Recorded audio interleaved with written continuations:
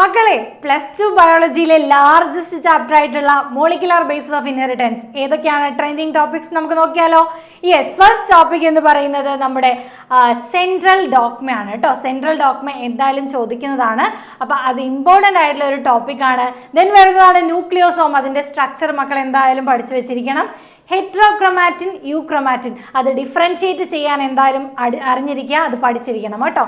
Okay, അടുത്തായിട്ട് വരുന്നതാണ് നമ്മുടെ ഗ്രിഫിത്തിന്റെ എക്സ്പെരിമെന്റ്. സ്ട്രെപ്റ്റോകോക്കസ് നിമോണിയ വെച്ചിട്ട് ചെയ്ത എക്സ്പെരിമെന്റ് ആണ്, മൗസിലുള്ള എക്സ്പെരിമെന്റ്. അത് ഇമ്പോർട്ടൻ്റ് ആയിട്ടുള്ള എക്സ്പെരിമെന്റ് ആണ്. അടുത്തതായിട്ട് വരുന്നതാണ് റെപ്ലിക്കേഷൻ എന്ന് പറയുന്നത്. റെപ്ലിക്കേഷൻ ഫോർക്ക് ഇമ്പോർട്ടൻ്റ് ആണ് മക്കളെ, അത് വരയ്ക്കാൻ പഠിച്ചിരിക്കുക, ഇമ്പോർട്ടൻ്റ് ആണ്. ഓക്കെ, ഇനി അടുത്താണ് ട്രാൻസ്ക്രിപ്ഷണൽ യൂണിറ്റ് എന്ന് പറയുന്നത്. അതും വളരെ ഇമ്പോർട്ടൻ്റ് ആണ് ഈ ഒരു ചാപ്റ്ററിൽ വരുന്നത്. ആൻഡ് ഓൾസോ നമുക്ക് കാണാം ഫീച്ചേഴ്സ് ഓഫ് ജനറ്റിക് കോഡ് അല്ലെങ്കിൽ സാലൈൻ ഫീച്ചേഴ്സ്. ഇത് എന്തായാലും നിങ്ങൾ പഠിച്ചു വെച്ചിരിക്കണം, ഇത് പഠിക്കാതെ എക്സാമിന് ഒരിക്കലും പോകരുത്. ദെൻ വരുന്നതാണ് നമ്മുടെ tRNA മോളിക്യൂളിൻ്റെ സ്ട്രക്ചർ.